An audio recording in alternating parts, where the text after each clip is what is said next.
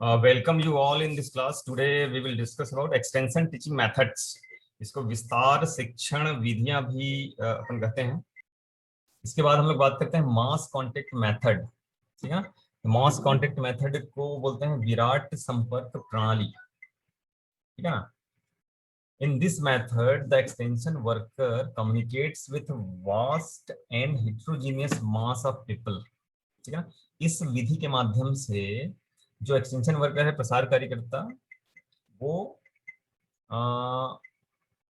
एक विराट जन समूह के साथ संपर्क स्थापित करता है।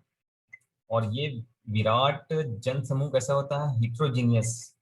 ठीक है ना। कृषकों के अधिक से अधिक संख्या के साथ वो संचार स्थापित करता है। इंडिविजुअल में केवल एक के साथ कांटेक्ट कर पा रहा है, ग्रुप में ग्रुप ऑफ पीपल जो कि 100 तक हो सकता है। लेकिन जब हम मास कांटेक्ट मेथड की बात करते हैं, ठीक है, तो ये संख्या मास में होता है, मतलब ये 100 से भी अधिक, हजारों या लाखों में हो सकता है। उसके साथ एक्सटेंशन वर्कर कांटेक्ट स्थापित करता है, संपर्क स्थापित करता है।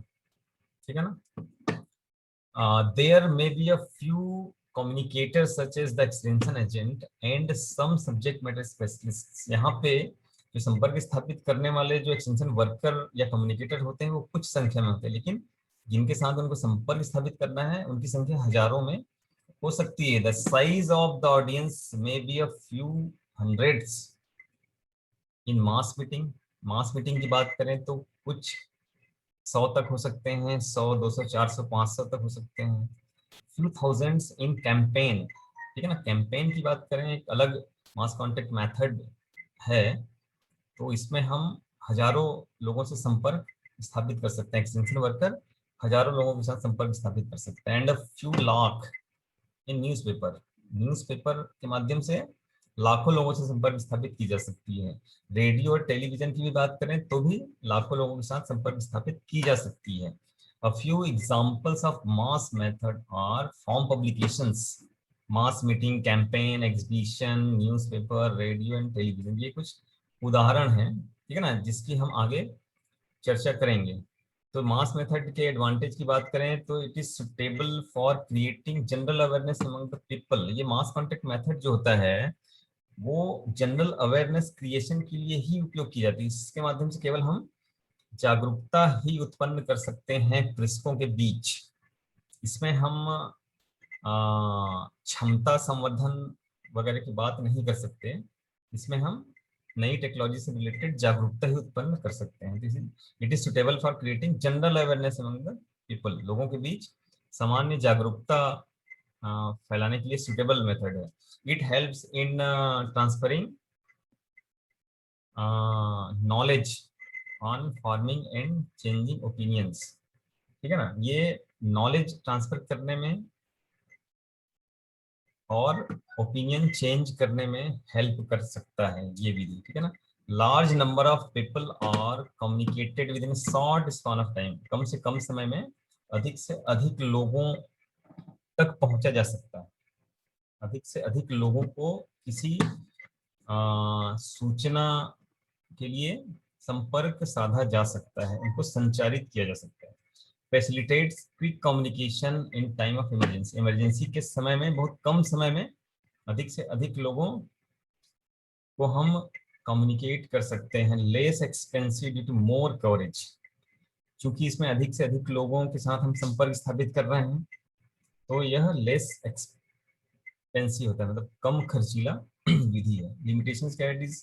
Less intensive method. ये बहुत इंटेंसिव मेथड नहीं, क्योंकि इसके माध्यम से केवल हम लोगों में जागरूकता ही उत्पन्न कर रहे हैं। ठीक है ना। Little scope for personal contact with the audience. इसमें लोगों के साथ पर्सनल कांटेक्ट करने की संभावनाएं बिल्कुल भी नहीं होती है, बहुत कम होती है। Generalised recommendations handle application by individual. इसमें जनरलाइज्ड रिकमेंडेशंस की हम बात करते हैं तो इंडिविजुअल्स के द्वारा अप्लाई की जा सके, इसकी संभावना कम होती है। Little control over the response of the audience. Audience के जो भी रिस्पॉन्सेस होंगे, ठीक है ना, उस पर कंट्रोल बहुत कम होता है। या उनके रिस्पॉन्स क्या है वो ले पाना संभव नहीं है, ठीक है ना। Difficulty in getting feedback information and evolution of results, ठीक है ना।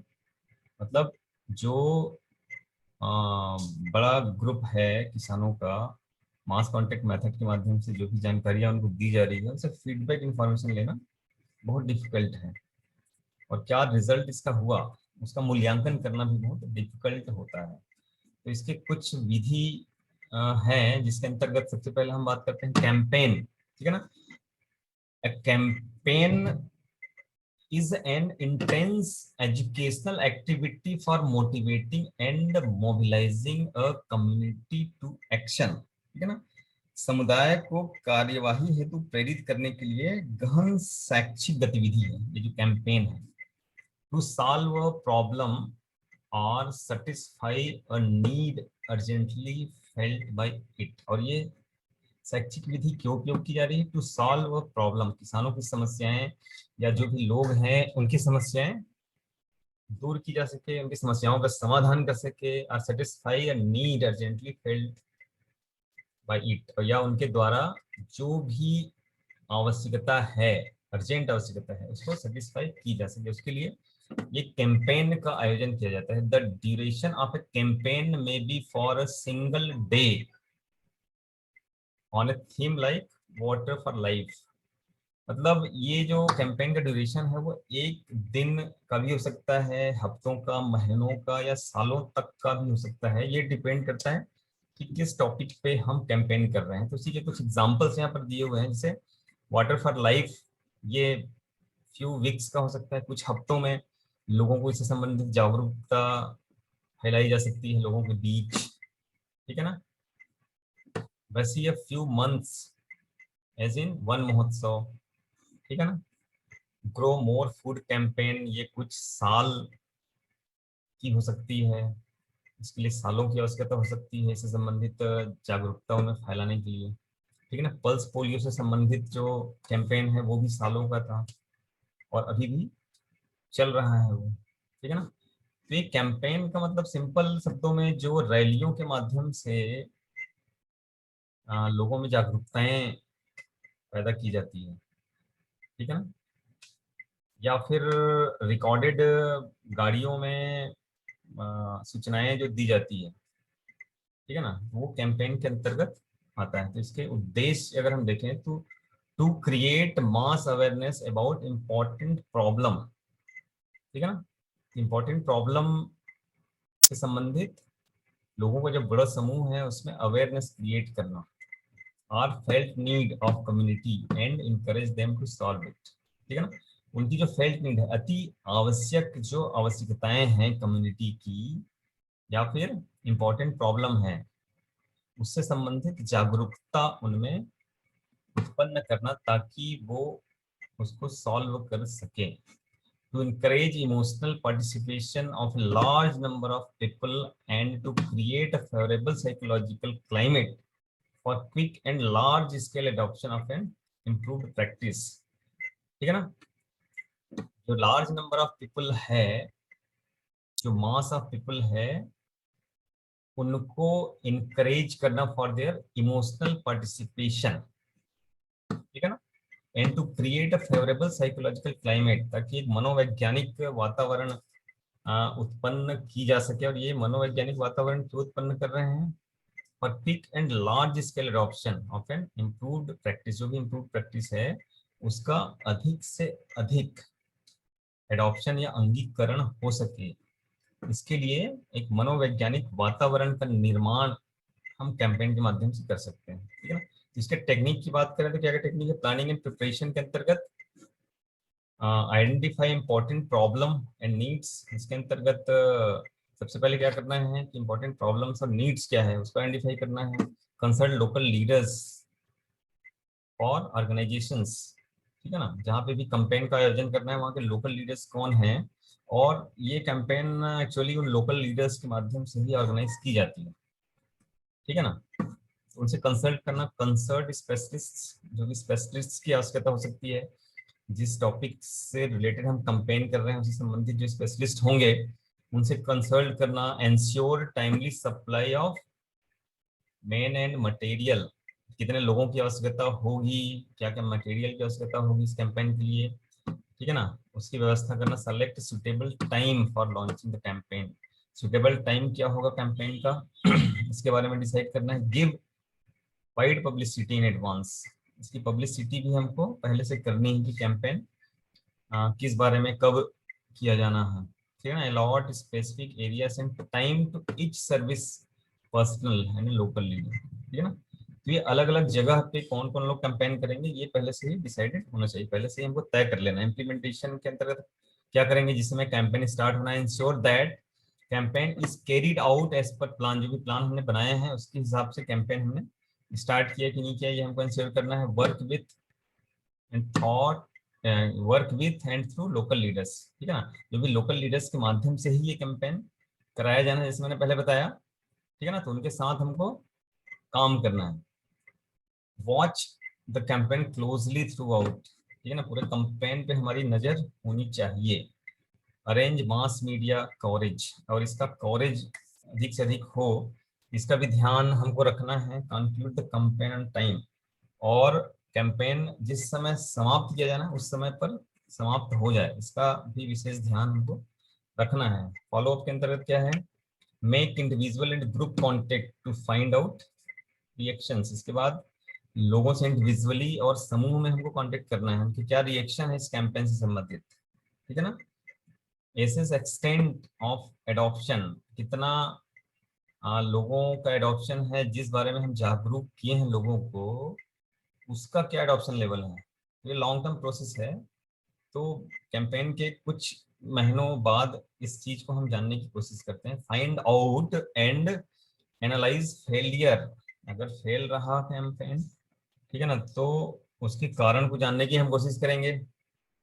पब्लिसाइज सक्सेसफुल आइटम्स, कैंपेन के सक्सेसफुल आइटम्स क्या रहे हैं उसकी पब्लिसिटी हमको ज्यादा से ज्यादा करना है, ठीक है ना। Give due recognition to local leaders responsible for success, और कैंपेन के सक्सेस में जो भी लोकल लीडर्स का जो भी योगदान रहा है उसके लिए उनको रिकॉग्निशन, उनको सम्मानित भी हमको आगे चल के करना है, ठीक है ना। इसी सीमाएं हैं।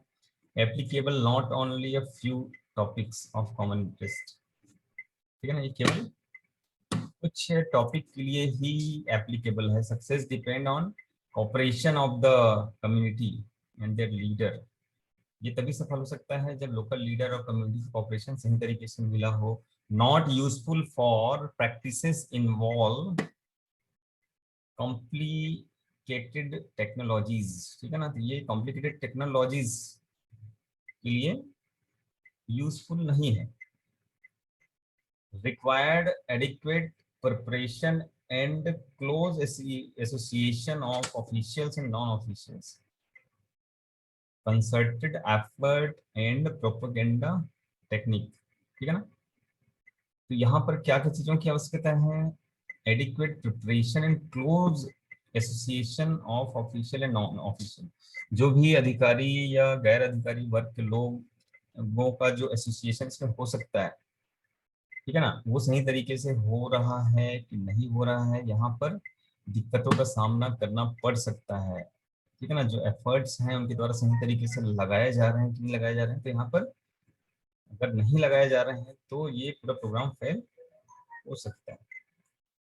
फिर है एग्जीबिशंस की हम बात कर रहे हैं, ठीक है ना। ये अगला मास कॉन्टेक्ट मेथड है exhibition.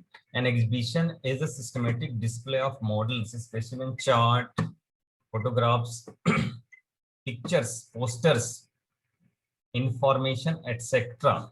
in a sequence around a theme to create awareness and interest in the community, ठीक है ना। एग्जीबिशन या प्रदर्शन, तो इसका मतलब क्या हुआ, सिस्टमेटिक डिस्प्ले, इसके माध्यम से हम सिस्टमेटिक डिस्प्ले करते हैं किनका, मॉडल्स का, स्पेसिमेन का, चार्ट का, फोटोग्राफ्स का, पिक्चर्स का, पोस्टर्स, और पर्टिकुलर टेक्नोलॉजी से संबंधित क्या क्या इंफॉर्मेशन हो सकते हैं उसका प्रॉपर वे में डिस्प्ले किया जाता है, ये एग्जीबिशन कहलाता है। एग्जीबिशन में भी हेल्ड इन द विलेज, ये एग्जीबिशन गांव में हो सकता है, ब्लॉक लेवल पे, sub division, district, state, national level, international level पर भी हो सकता है, ठीक है ना। और ये एग्जीबिशंस जनरली कहाँ पर किए जाते हैं, फील्ड डेज वगैरह का आयोजन जब हम कर रहे हैं वहां पर, फार्मर्स फेयर या किसान मेला, इसी को हम बोलते हैं, किसान मेला का जब आयोजन कर रहे हैं तो उस समय ये एग्जीबिशंस लगाए जाते हैं, ठीक है ना। और ये किसान मेला, फील्ड डे वगैरह एग्रीकल्चर यूनिवर्सिटीज के माध्यम से या अदर इंस्टीट्यूशंस के माध्यम से ऑर्गेनाइज किए जा सकते हैं, ठीक है ना। तो इसके ऑब्जेक्टिव्स क्या हैं, उद्देश्य क्या हैं? To influence people to adopt better practice, लोगों को अच्छी तकनीक, अच्छी प्रैक्टिस अडॉप्ट करने के इन्फ्लुएंस करना। To acquaint the public with better standard by teaching facts और शोइंग अ प्रोसेस, ठीक है ना। लोगों को एक्वेंट करना विथ बेटर स्टैंडर्ड्स या बेटर प्रैक्टिस से पहचान करानी है, इसके माध्यम से कराया जाता है बाय टीचिंग फैक्ट्स, ठीक है ना।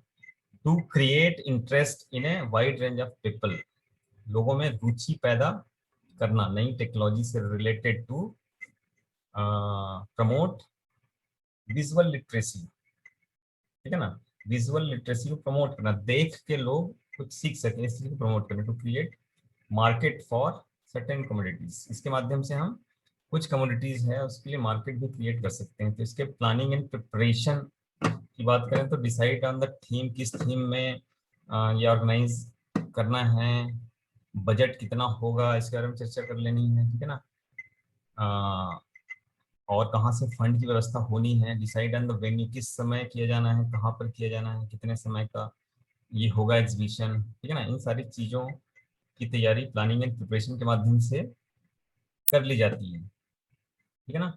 इम्प्लीमेंटेशन की बात करें तो ऑर्गेनाइज फॉर्मल ओपनिंग, सबसे पहले फॉर्मल ओपनिंग इसका करना है। Arrange smooth flow of visitors, ठीक है ना, इस विजिटर्स जो आ रहे हैं वो आसानी से आ सके, उनका रजिस्ट्रेशन वगैरह हमको करना है, ठीक है ना। रजिस्ट्रेशन करने के बाद उनको फील्ड विजिट पे ले जाना है, जहाँ पे डिमोन्स्ट्रेशन साइट है वहीं पे एग्जीबिशंस लगाए जाते हैं, ठीक है ना। तो वहाँ पे फील्ड में जो टेक्नोलॉजी डिमोन्स्ट्रेट की जा रही है वहाँ पे उनको विजिट कराना है, ठीक है। सारे जो स्टॉल है प्रॉपरली वो विजिट कर सके, इसकी व्यवस्था हमको करनी है। वहाँ पे अगर एक्सपर्ट्स की आवश्यकता है तो एक्सपर्ट्स भी उपलब्ध कराए जाने चाहिए। फॉलोअप के अंतर्गत मीट सम विजिटर्स पर्सनली, कुछ लोगों से पर्सनली हमको मिलना है एग्जीबिशन के बाद। And maintain a visitor book for comment during the exhibition, ठीक है ना। उनका फीडबैक लेने के लिए हमको विजिटर्स बुक रखना है, ठीक है ना। Talk the local leaders and assess success of the exhibition, local leaders से भी बात करना है कि एग्जीबिशन किस प्रकार से रहा, सक्सेसफुल रहा नहीं रहा, ठीक है ना। तो ये फॉलो अप जो है उस फेस में हम ये सारी चीजें करते हैं। लिमिटेशंस, इसकी सीमाएं क्या है? Requires lots of funds and preparation, इसमें बहुत सारे पैसे की आवश्यकता है, बहुत तैयारियों की आवश्यकता होती है। Can not be held frequently, इसको लगातार नहीं की जा सकती, ठीक है ना। तो ये एग्जीबिशन है। इसके बाद हम लोग बात करते हैं form publications, another method of mass contact method. Form publication is a class of publication prepared by the extension agency in printed form, ठीक है ना। तो फॉर्म पब्लिकेशन क्या है? क्लास ऑफ पब्लिकेशन, ये पब्लिकेशन का ही एक प्रकार है जो कि एक्सटेंशन एजेंसीज के द्वारा तैयार की जाती है इन प्रिंटेड फॉर्म, ये प्रिंटेड फॉर्म में होता है। Containing information relating to the improvement of farm and home, और इसमें क्या चीजें रहती है, क्या इंफॉर्मेशन रहता है कि फॉर्म से संबंधित इंफॉर्मेशन रहता है ताकि वो अपने फॉर्म का इम्प्रूवमेंट कर सके, ठीक है ना। Form publications are of various types, इसके विभिन्न प्रकार हैं। कुछ प्रकार क्या क्या है? Leaflet, folder, bulletin, newsletter, journal and magazine, ठीक है ना। इसमें सबसे पहले लीफलेट क्या है? It is a single printed sheet of paper of small size, ये सिंगल प्रिंटेड शीट होता है small size, containing preliminary information, इसमें preliminary information relating a topic, किसी टॉपिक के बारे में बहुत प्रारंभिक जानकारी इसमें छापी जाती है। It is made as and when needed and generally distributed free of cost, ये फ्री ऑफ कॉस्ट डिस्ट्रीब्यूट की जाती है। कुछ कंपनियों के लीफलेट आप लोगों ने देखा होगा जैसे कुछ इंसेक्टिसाइड कंपनी, उसमें केवल वो इंसेक्टिसाइड का बॉटल छाप देते हैं, उसका नाम वगैरह क्या है वो छाप देते हैं, तो ये प्रिलिमिनरी इंफॉर्मेशन होता है। तो ये लीफलेट में इस प्रकार की चीजें छापी जाती है। Folder, it is a single printed sheet of paper of big size, ये बड़े साइज का पेपर होता है, प्रिंटेड होता है। फोल्डेड वंस और toys and gives essential information about a particular topic. तो किसी भी टॉपिक से रिलेटेड एक सिंगल ऑब्जेक्टिव को लेके, ठीक है ना, उसमें उससे संबंधित जानकारियां प्रिंट की जाती है, और वो जो पेपर है एक बार या दो बार मुड़ा हुआ होता है, उसको क्या बोलते हैं, फोल्डर बोलते हैं। तो ये सिंगल टॉपिक पे हो सकता है, पर्टिकुलर टॉपिक, मतलब कि मान लो पैडी क्रॉप हम ले लें, तो उसका सिंगल ऑब्जेक्टिव क्या हो सकता है, इंसेक्ट्स इन पैडी या डिजीजेस इन पैडी। तो इंसेक्ट के बारे में अगर पूरा का पूरा अगर हम छापें तो वो सिंगल टॉपिक होगा, ठीक है ना। तो ये वन और ट्वाइस फोल्डेड रहेगा, तो वो फोल्डर है। देन फिर हम बात करते हैं bulletin, it is a printed bound booklet with number of pages. इसमें पेजों की संख्या, पेजेस जो होते हैं वो बहुत ज्यादा संख्या में होते हैं। ये भी प्रिंटेड है। और बाउंड बुकलेट, ये बुकलेट जैसा बाइंड होता है।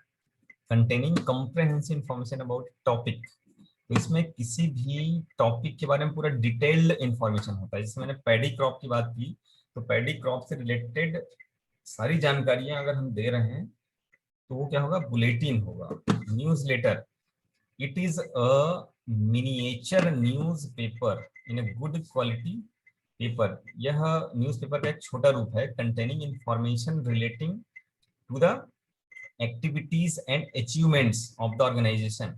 It has a fixed periodicity of publication, ठीक है ना।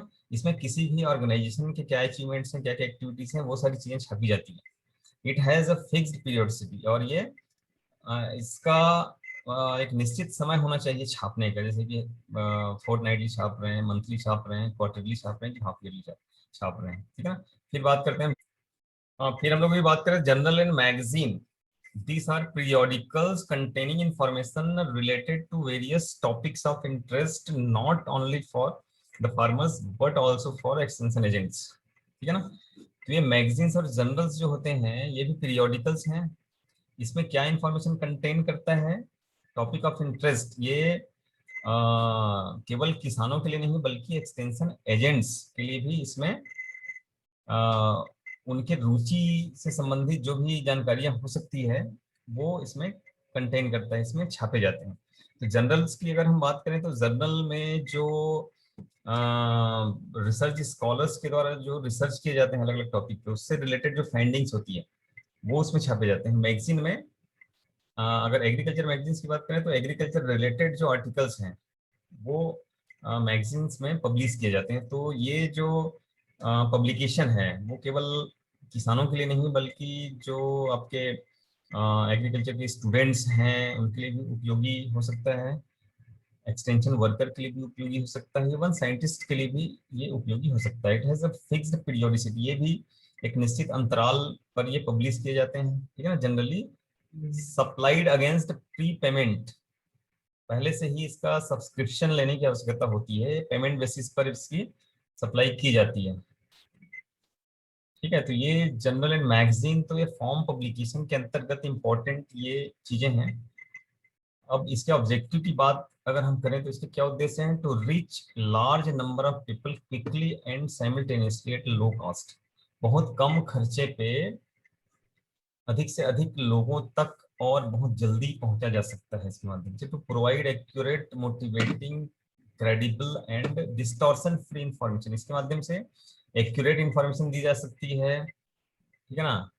मोटिवेट करने वाली इंफॉर्मेशन, क्रेडिबल विश्वसनीय इंफॉर्मेशन एंड डिस्टॉर्शन फ्री जानकारियां देना इसका अगला उद्देश्य है। तो डिस्टॉर्शन फ्री यहाँ पर समझने की आवश्यकता है, ठीक है ना। डिस्टॉर्शन का मतलब क्या होता है, डिस्टॉर्शन का मतलब होता है deletion and addition of words in a particular message which can change the meaning of that message. मतलब क्या हुआ कि कोई भी मैसेज है, उस मैसेज में कुछ शब्दों का डिलीट हो जाना या कुछ शब्द जुड़ जाना जिसकी वजह से उस मैसेज का मीनिंग ही चेंज हो सकता है, उसको डिस्टॉर्शन की बोला जाता है।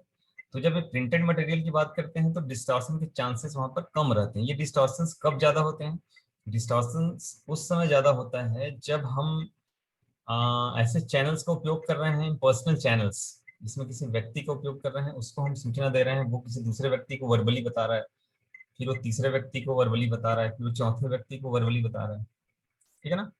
तो इस कंडीशन में क्या होता है, मैसेज के डिस्टॉर्शन होने के चांसेस ज्यादा होते हैं, तो यहाँ पर डिस्टॉर्शन के चांसेस नहीं है।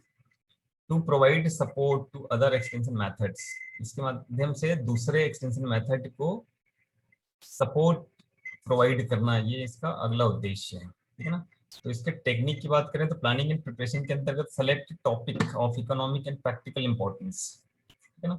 जो प्रैक्टिकली लोगों को सिखाया जाना है, जो अभी लोगों को जिन जानकारियों की आवश्यक है, ऐसे टॉपिक का चयन करना सबसे पहले, ठीक है ना। Estimate the time required to prepare the manuscript, और ये मैन्युस्क्रिप्ट तैयार करने के लिए कितने समय की आवश्यकता हो सकती है, ठीक है ना, ये एस्टिमेट करना।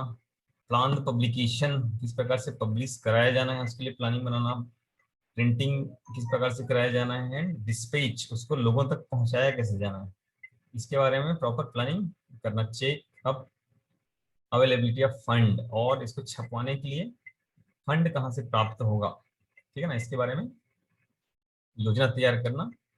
देन फिर इम्प्लीमेंटेशन वाले फेज में क्या है, collect relevant information on the topic, जिस भी टॉपिक पे हम लिखना चाह रहे हैं रिलेवेंट इन्फॉर्मेशन हम कलेक्ट करेंगे। प्रिपेयर द ड्राफ्ट, उसका ड्राफ्ट तैयार करेंगे। और ये ड्राफ्ट कैसे तैयार करेंगे, keeping the target audience in view, मतलब जो भी टारगेट ऑडियंस हमारा है उनको ध्यान में रखते हुए हम ड्राफ्ट तैयार करेंगे, ठीक है ना। अगर टारगेट ऑडियंस फार्मर है तो फार्मर के हिसाब से ड्राफ्ट तैयार होगा, उसमें बहुत ज्यादा साइंटिफिक वर्ड्स वगैरह का यूज हम नहीं कर सकते, ठीक है ना। अगर हमारा टारगेट ऑडियंस साइंटिस्ट लेवल के लोग हैं तो उस हिसाब से हम लैंग्वेज और उसका जो कंटेंट है वो हम उसमें रख सकते हैं, ठीक है ना। अरेंज इन शॉर्ट पैराग्राफ, छोटे छोटे पैराग्राफ्स वगैरह में उसको अरेंज करना है, पूरा जो ड्राफ्ट है इन लॉजिकल सीक्वेंस, इसका लॉजिकल सीक्वेंस होना चाहिए, और पूरा पढ़ने पे एक स्टोरी जैसा वो लगना चाहिए। गिव सुटेबल टाइटल, उसके बाद फिर एक सुटेबल टाइटल उसका दिया जाना आवश्यक है। देन फिर रिवाइज द ड्राफ्ट ट्राइज और थ्राइज, जो भी ड्राफ्ट तैयार किए हैं 2 से 3 बार उसको रिवाइज कर लें, कहीं पे कोई गलती तो नहीं रह गई है या कोई इंफॉर्मेशन छूट तो नहीं जा रहा है। सेलेक्ट सुटेबल फोटोग्राफ्स, इसमें कुछ फोटोग्राफ्स वगैरह भी होनी चाहिए, एंड डायग्राम्स वगैरह भी इसमें दिया जा सकता है। Prepare the manuscript and correct the proof at least thrice, ठीक है ना। इसके बाद फिर मैन्युस्क्रिप्ट पूरा तैयार करने के बाद उसकी प्रूफ रीडिंग कम से कम 3 बार होनी चाहिए, जो भी गलतियां हैं उसको हम ताकि दूर कर सकते हैं। फॉलो अप में क्या है कि arrange timely dispatch of publication, ठीक है ना। पब्लिकेशन छप गई है तो उसका टाइमली डिस्पैच होना चाहिए, किसानों तक पहुंचने की प्रॉपर व्यवस्था होनी चाहिए, ठीक है ना। पहुंच रहा है कि नहीं पहुंच रहा है, ये चीजें हमको देखना है। Try to get the feedback information from the users, जो भी यूजर्स या ऑडियंस हैं या जो पढ़ने वाले लोग हैं उनसे हमको फीडबैक इन्फॉर्मेशन लेना है, उस पर्टिकुलर जो लिटरेचर है, जो भी हमारी स्टोरी है या जो भी हमने लिखा है उससे संबंधित। Maintain appropriate record for free distribution and sale of publication, अगर इसको फ्री में बांटा गया है तो उसका प्रॉपर रिकॉर्ड हमको मेंटेन करना है, उसको अगर बेचा गया है उसका प्रॉपर रिकॉर्ड हमारे पास होना चाहिए, ठीक है ना। इसकी कुछ सीमाएं हैं, तो इसके अंतर्गत क्या है, can not be widely used in areas of low level literacy, जहाँ पे लिटरेसी रेट बहुत कम है, अनपढ़ टाइप के अगर लोग जहाँ पर हैं वहाँ पे इस विधि का उपयोग नहीं किया जा सकता।